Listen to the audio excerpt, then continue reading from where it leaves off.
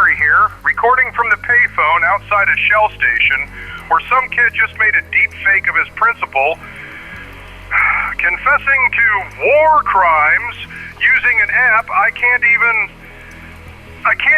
spell.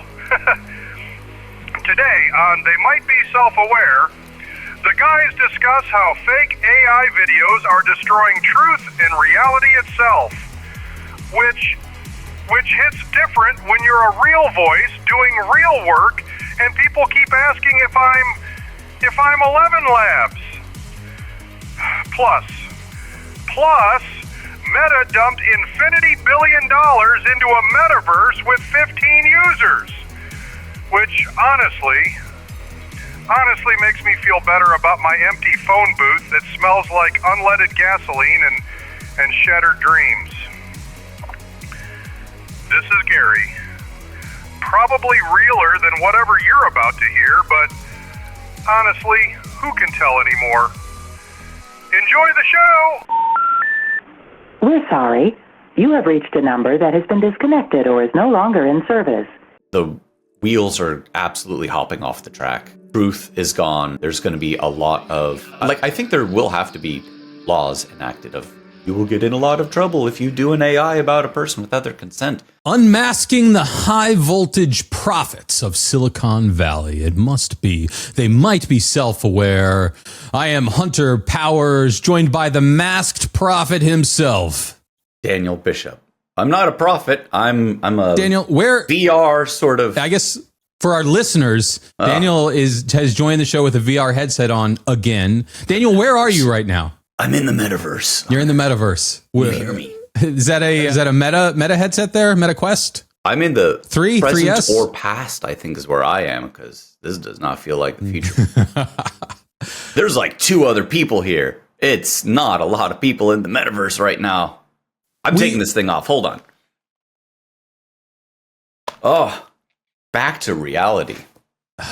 I'm reminded of so many things. I'm reminded of, we once tried to do an episode of this show in the metaverse where we interviewed people, and it was so wild that we couldn't show it. It is forever. It's on a shelf back there. We do have the footage. It was so wild we couldn't show it. And maybe one day, 20 years from now, we have the reunion show. We'll break out the banned footage from the metaverse. Now, that was one of the main hubs of Meta's metaverse, and there were like 15 people in it a while ago. Metaverse isn't doing so hot, Hunter. I know Meta has poured roughly infinity $1 billion. That's correct. There's not a lot of active users on that thing. How often do you use your... First off, is that the Meta 3 you have there? That's the Quest 3. Meta Quest 3. And I love it. Mm-hmm. But how often, realistically, are you using it? Oh, not... like in an average month, how much time is it strapped to your... An average month, 0 minutes. 0 minutes. Okay. Yeah. I would say in the last year, probably like an hour or so total. No, a couple of hours. Because really the one thing that I load this thing up for is Walkabout Mini Golf. I love that thing because I think I've talked about this on the podcast before, but basically VR Mini Golf is the perfect VR game. Everyone knows how mini golf works. You got a bunch of cool courses you can go to. You get like 8 of them for free, whenever you buy the game, and each new course is like $5. You can have other people join you, like a party of I think it's 8. Mini golf in VR is absolutely rad. But I just don't use it. So I do use it more than 0 minutes a month, but probably like 10 minutes a month is my average for the MetaQuest. Are you working in VR? Are you playing? No, I really only use the MetaQuest for on playing. YouTube, for playing. Floating in space. Checking out games. The last one that I checked out, there was a new, so I like pinball. And there's a new pinball simulator where they have so pinball machines are really expensive. Really? And let's just say $10,000 a machine. But they've recreated these real machines, and you can buy them for like $4, and you can put them in AR in your room so you can actually see it oh, look at this incredible pinball machine. Or you can play them in like an old school arcade. Oh, dang. And That sounds like a great use of the technology, too. I think it actually does a really good job of replicating the experience of playing a pinball machine. That said, after 10 minutes, I was like, I understand this. put it back up. But that was the last thing I did. I still do use my Apple VR headset for working. But that's probably one day a month. I'll be like, you know what? I'm going to work in VR today. If I was doing more flying alone, I do think that I would probably bring this thing on the plane with me because, and I mentioned this for sure, the Apple Vision Pro, whatever version of the headset that they've got, did an incredible job of it. But even the Quest does a very good job of put it on. I'm now in a fake, VR space that makes me not feel like I'm on a plane, and I can watch some sort of movie and just tune out the world.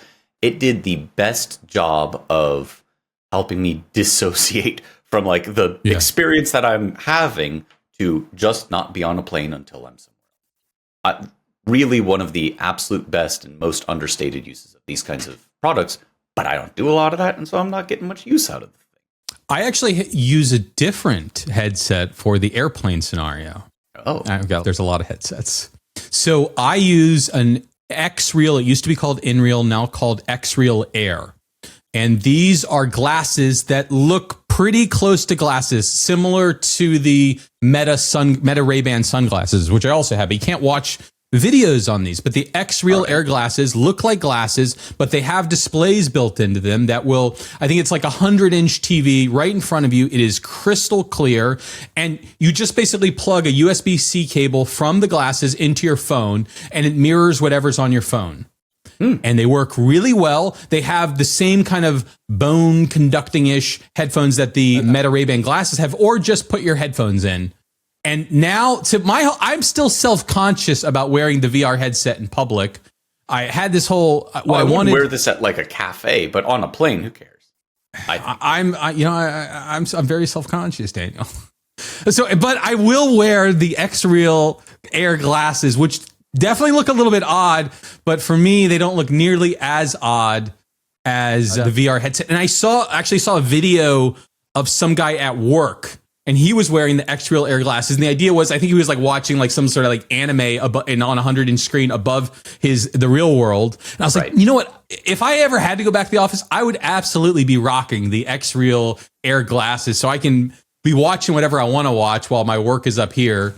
Have the things going on in the background where I wouldn't feel comfortable sitting in the office with my Meta Quest headset being the only person. No, absolutely not. Right. These are not sort of acceptable existing in the real world kind of devices. Now, if nobody's using the metaverse anymore and wearing one of these things in public is not going to go over terribly well, is there some sort of like other form factor kind of in this X-Real direction that maybe Meta could shift some funding toward? Well, sure. I mean, Meta is and Apple, by all accounts, are going all in on the glasses format and trying to create this future. And I think X-Real is going to be a big player too. CES is I guess like almost over now, but they had a bunch of big announcements there and pairing up with a bunch of different companies to bring their glasses to market. But anyways, it's glasses everywhere right now. Although I'm not sold on. I don't want to wear glasses all the time either. Like I don't actually think glasses is the future. A lot of people wear glasses every day. I don't want to though. It's either that or this honking thing here, apparently. That's the future, is wearing a thing on your face that you don't have to see the real world.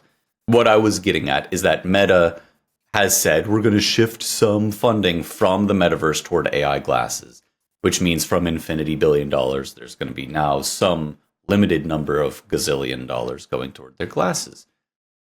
You're against it. You don't want it. You don't want to have AR, VR, any sort of glasses just not that all you're the forced to wear. Yeah, I don't want to be forced to wear that. I don't see myself wearing them the majority of the time. Do I want to own them? Will I buy every single one that comes out and try it for 10 minutes a month? Yes, 100%.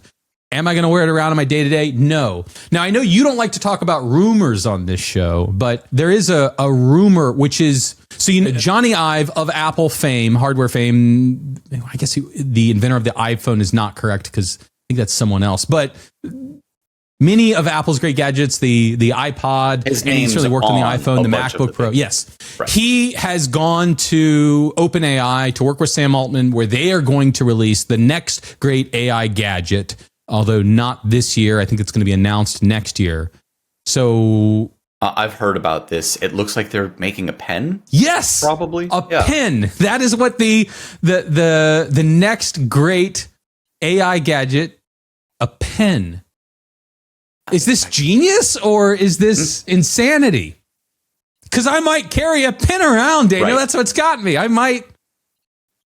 Well, we aren't all carrying around pins. I got the Plod pin and lost the damn. They just came out with a new Plod pen too, by the way. Oh, good for them. I like that kind of gadget. Apparently, is not going to be everyone's third device. I think that smartwatches still have a tremendous, Good. untapped set of potential. I'm not. This I will wear. Yeah, right. Why can't this People be a wear Plod watches, pen? People wear glasses, and people used to have pens in their pockets.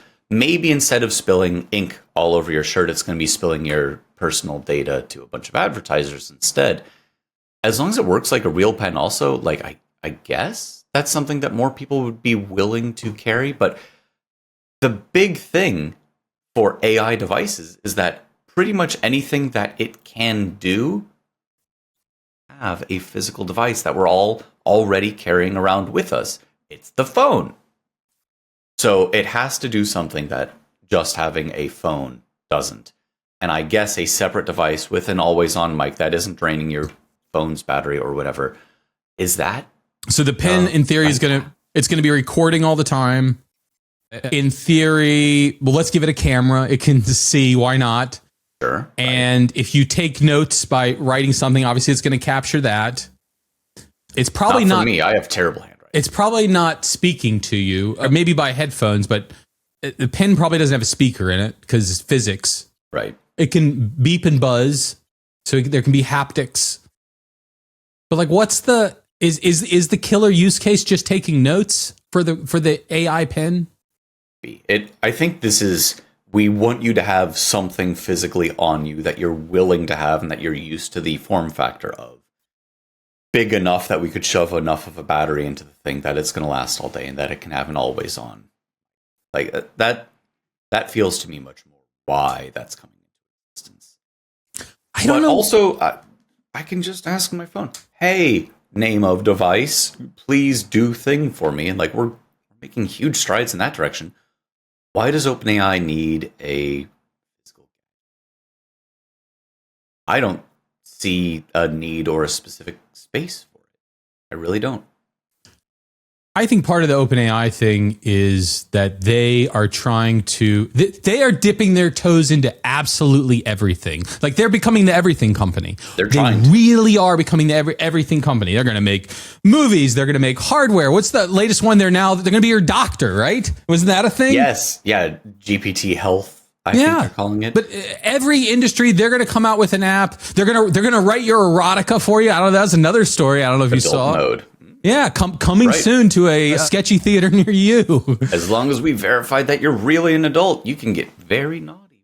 ChatGPT, And then you can go to the health to get checked for, did you get any diseases from that conversation you had on naughty mode?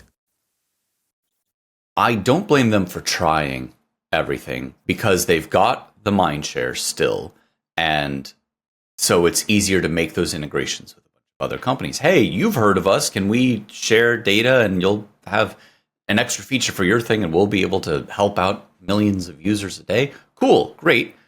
But also, given that they're losing just so much money, just incredible amounts of money, even with your Microsofts and so on of the world backing and partially backing them, that pool of money isn't infinite. And so they do need to start pulling a profit at some point. How do you pull a profit? By having a product that everyone's going to use and pay for. I don't think getting into the hardware game is exactly how they do that, but something has to stick, or OpenAI is going the way of the dinosaur at some point. We all go the way of the dinosaur. Yeah, so we all get hit by an asteroid at some point. So we started this conversation. You were somewhere in the metaverse that you've yet to fully disclose, but I'm not going to push. It was that main space. I'm not going to push on where you were. We all know where you were. But well, I actually don't know what the numbers are on VR. Are we at like peak VR? I wouldn't be surprised if you told me actually, like Hunter, like VR is as popular as it ever was. It's just that we can't seem to escape this. I think it's too niche. Because there is an isolating factor of it where you're going to be the only person in your room. Oh, it's why? Because Hunter won't wear it on the airplane even. Hunter feels like... Hunter, of all people, will not engage with this gadget. So, like, if I was to have It's a really good point. And a bunch of people come over, we're not all going to then put on a bunch of VR headsets and be in one space together. There are places that do that, and it's like a specific experience. Yeah. But nobody's having VR parties at their place, even if you could all go mini golfing together, for example, because you're going to bump into each other or this or that or the other thing. So it doesn't work well in groups, which means you are isolated to then try and be social in these virtual spaces with other people that are dependent on you getting on the thing at the same time as other people, or just getting tossed into a room with a bunch of randos. Xbox is super successful, right? PS5 is super successful. Sure. PC gaming is super successful. Doesn't it have more or less this exact same limitation? I'd say yes in that respect, but then you run into, from a hardware limitation perspective, these things are vastly underpowered compared to like a similar-ish cost PS5 or whatever, some gaming console or a halfway decent gaming computer. Like the same, not actually, $300 or so, but still something that you can use a lot more of the time and socially and in a different sort of space can cost in the same kind of realm of money and have more of that utility, as opposed to the VR headset. You are isolating yourself. It is not terribly high powered. So even the like big gamers are going to say, this is all well and good, but it doesn't look as good as this other thing. And the wow of being in VR isn't enough to kind of overcome that hump. I guess there's also a physical fatigue element to VR that most people can't wear a VR headset all that long before they feel uncomfortable. Sick. Yeah, their eyes are bothering them. Maybe they're having motion sickness. Maybe the weight of this thing on their head is starting to take a toll.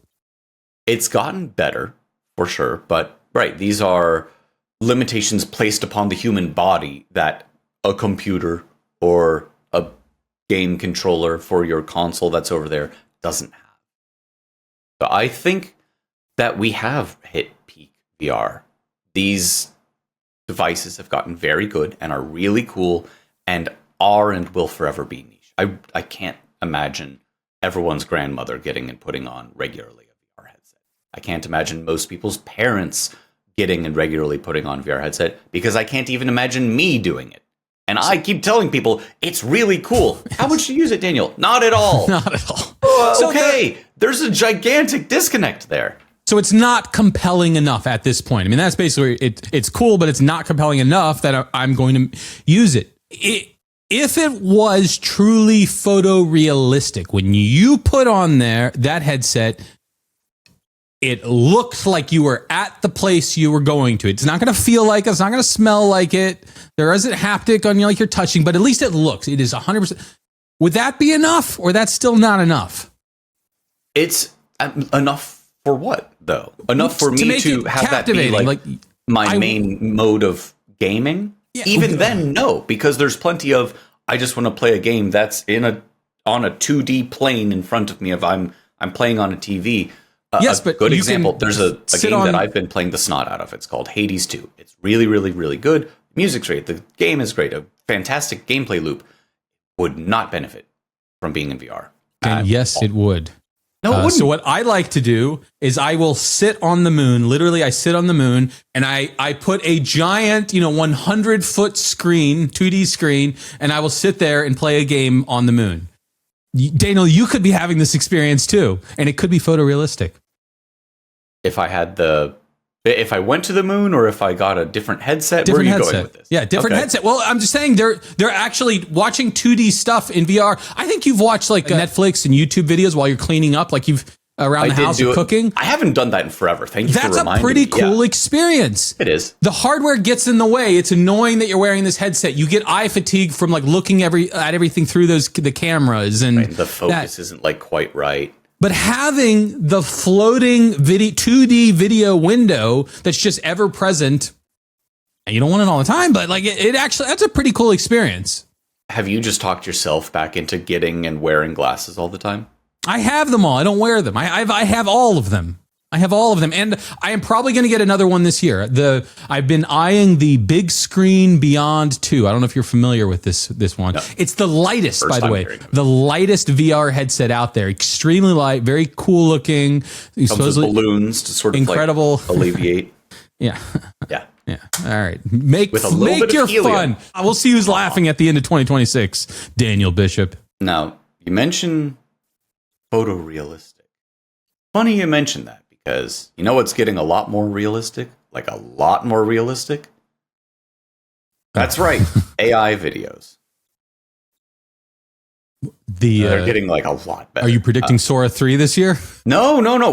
We don't need Sora 3. We have Sora 3 at home. We've got, what is it? SVI is a model that recently came out. LTX2, other names that you're going to be hearing more about, where the average Jane and Joe out there can make AI videos with off-the-shelf open weights models. You don't even have to pay money for them. You could download it yourself.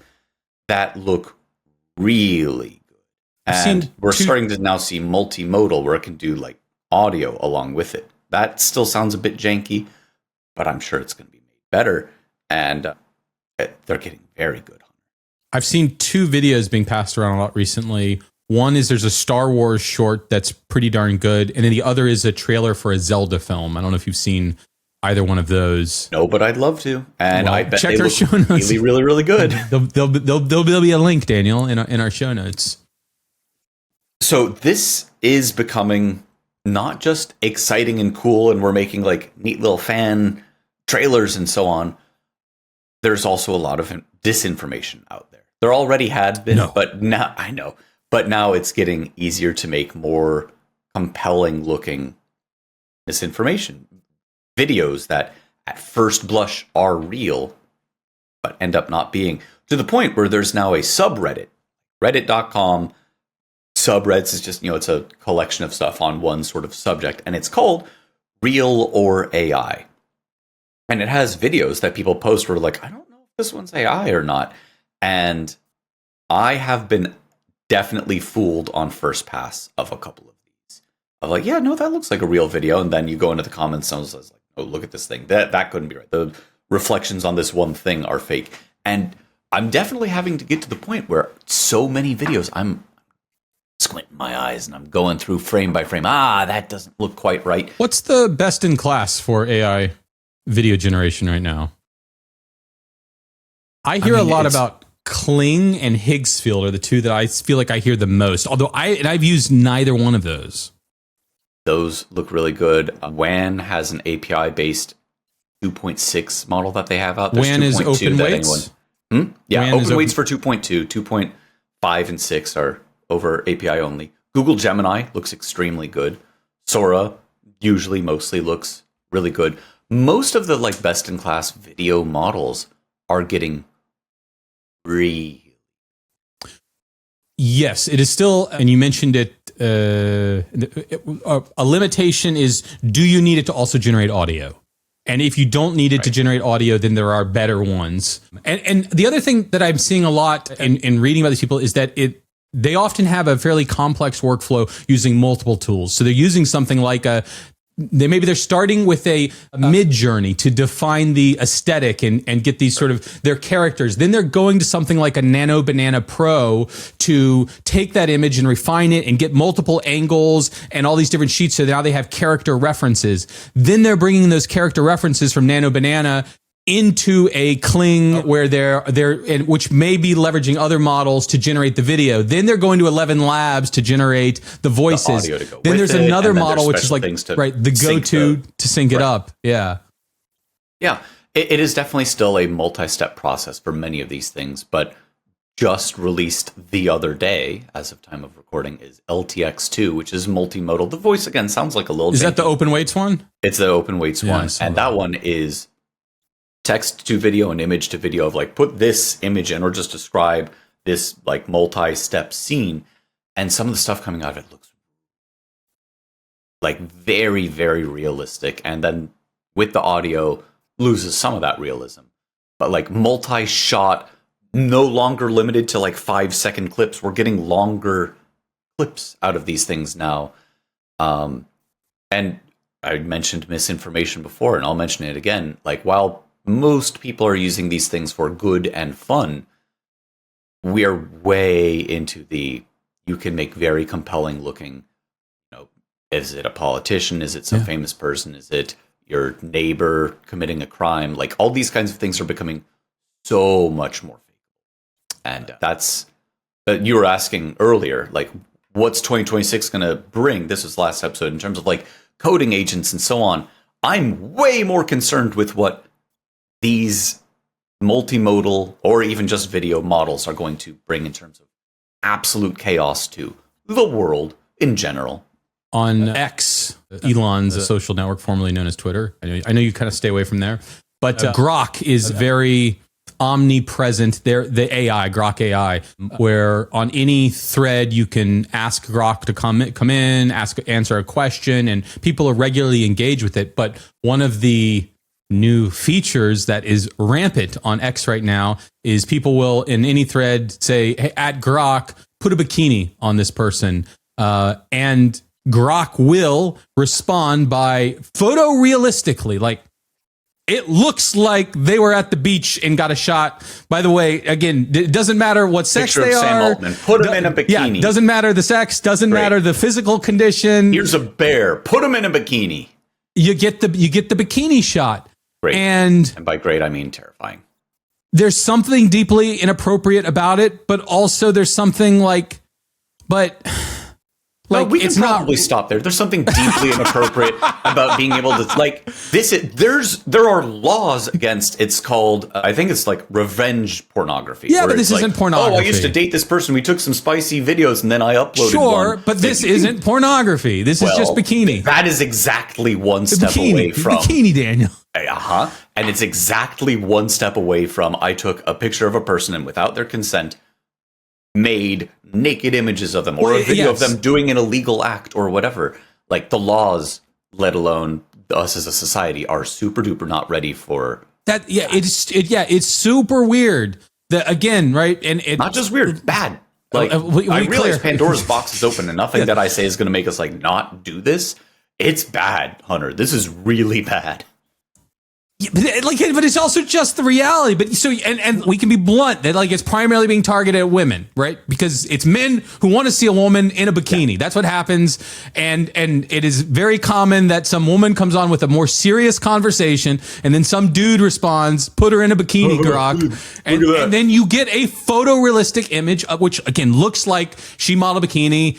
And Grok will put her in a suggestive pose and with a very tiny bikini too. And it is not pornography. I mean, I guess in the eye of the beholder, but it's twisted.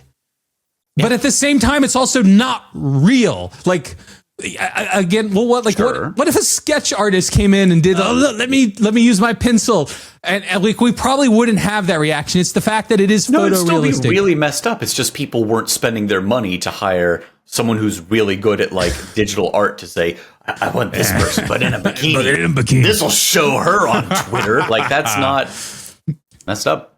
It was and continues to be and shall forever be super duper messed up. Or does it just become the norm? I mean, or does it need to become the norm because it is the reality that, okay, fine, we outlaw, you are no longer allowed to put people in bikinis on X, new rule. But anybody at home can run their whatever Quinn XL V7 and say, put them in a bikini or worse. Yes. Right. So, there are tools that I would say the average person, it's probably still a little too technical to like get set up, but there are image generators and image editor type things. Qwen is one of they have language models and they also have like image and I'm pretty sure one of them is like Qwen Image Edit. And while I've not personally used it at all, I think its whole deal is like an image, not necessarily the bikini thing, but like, change the location of the sun, change the lighting, make this person into a bear, whatever. Like It's the Nano Banana Pro style or ChatGPT or whatever. Here is a picture, edit it in some sort of way for me. And I'm sure that there are people who have made spicy, illicit sort of version of it. Because, of course, that would be one of the first things available in the first 30 minutes. Since it was. But right now, the Bikini version, at least, is and by the way, an extremely accessible platform. With a second click, Grok will animate it for you and turn it into a video. Getting back to your video. That's where I was getting with these open weights. You don't even have to worry about Grok at this point. You can have individuals with access to their own downloaded open weights versions of these image makers, editors, and video makers, and say, take that person, now make them in a lewd pose and set of dress or undress, and then make them do this for me. And then you get a fairly realistic looking video of it, to the point where these look so good there's an entire subreddit called Real or AI. You want to talk about what's happening in 2026? The wheels are absolutely hopping off the track. Truth is gone. There's going to be a lot of, I think there will have to be laws enacted of, you will get in a lot of trouble if you do an AI about a person without their consent. But whether or not there are, it is now like a societal level problem, even if it hasn't completely boiled over yet. Yeah, recently we had the whole Maduro thing, which just there was one, I guess, shot of him on a plane or on a ship in that like Nike outfit with the face mask, which just turned into infinite videos, which most of them are pretty. I mean, I know they're fake, but they look pretty good. Or it was turned into a different person instead of him. I've seen plenty of those. I haven't seen those. I did see him in a bikini, though. How did he look? Not bad. I'm just gonna be honest. Good. You know what? Good for him. He's not a young guy. Glad that he can rock. Yeah. But what do we do? Is there an answer here? Is there something?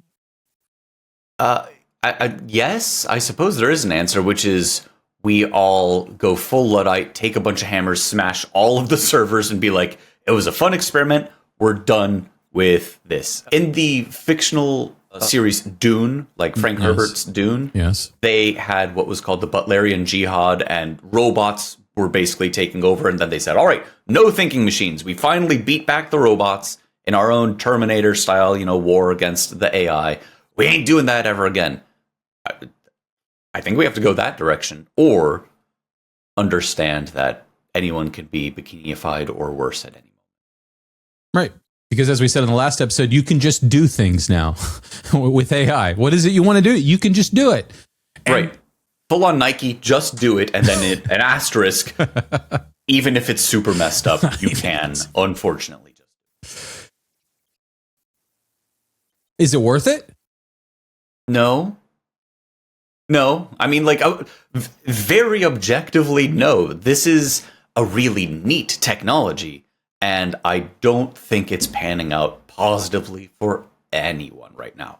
We talked earlier for end of the year, Coca-Cola had an ad come out for the holidays, right? And they were getting pretty panned for trucks don't look right. Oh, but we used some real humans in the process. Did any average person care, or is it just trying to make a story? Well, I think it's partially that, and very much so, even more of McDonald's did.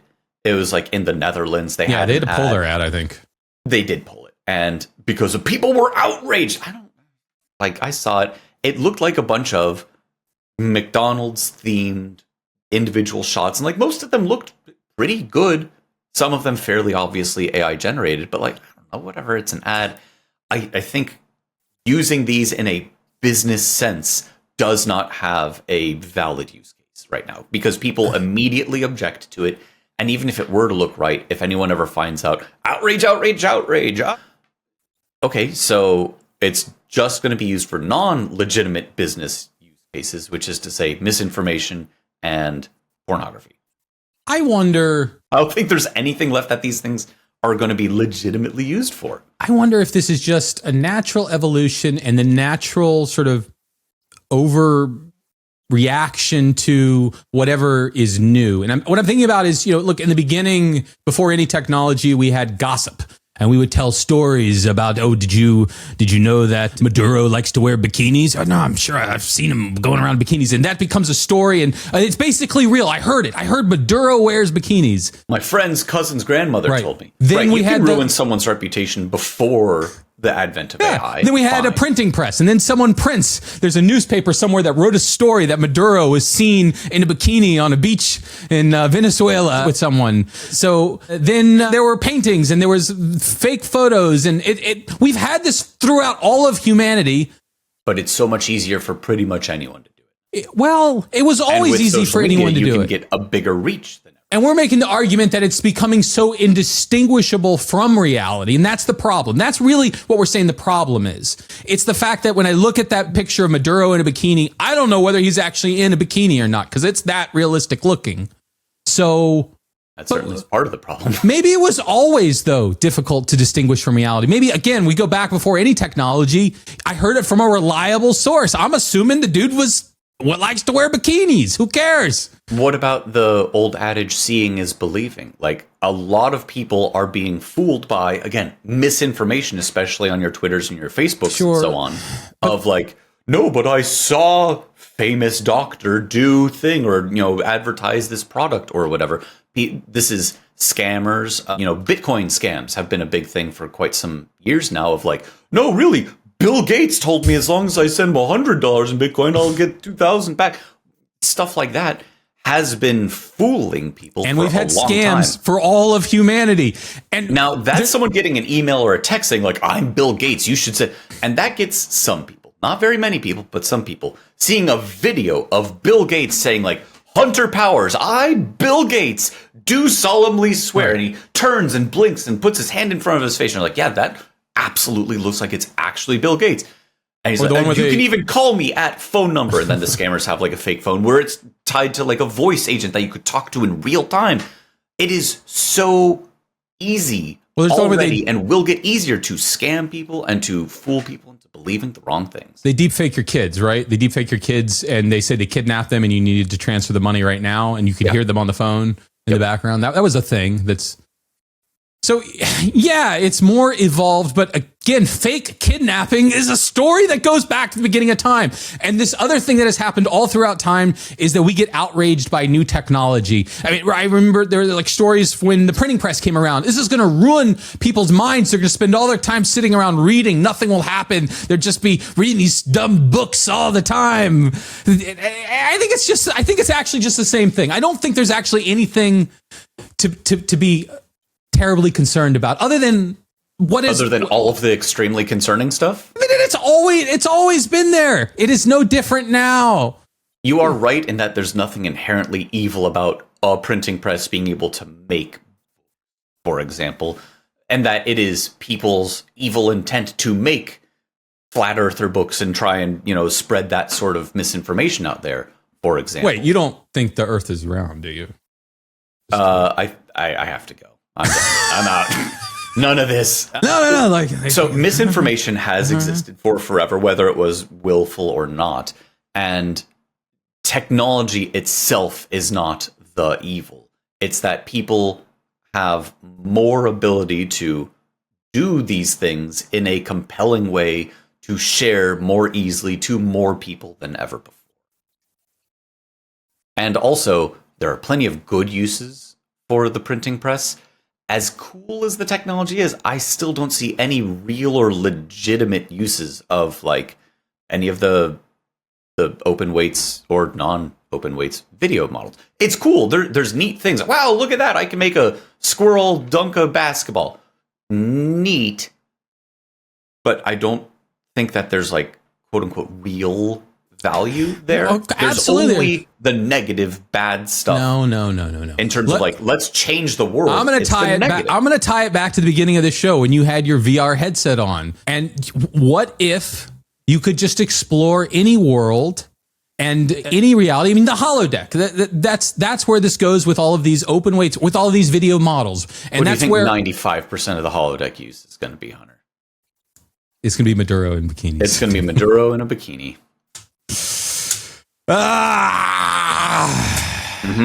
Is there any way that AI actually becoming self-aware is the solution to this problem, that the AI will solve this for us? It needs to be benevolent. Right. Yes. It needs to be in charge of us and be like, no, you are not allowed to do these bad. How dare. Shame on you. Shame, humans. I'm going to take good care of you, and you all get, you're fine. Oh, you want some, here, I manufactured some gold plate one of your things. That should make you happy. Social credit scores, the AI administers them. Maduro to Bikini, that's minus 10 points. Because we're jumping the shark off the rails and headed toward absolute. Well, Daniel, when that benevolent AI arrives, how will our listeners know? I mean, if the AI truly becomes actually self-aware, it'll let us know. But before then, to hear how we're doing on that train wreck.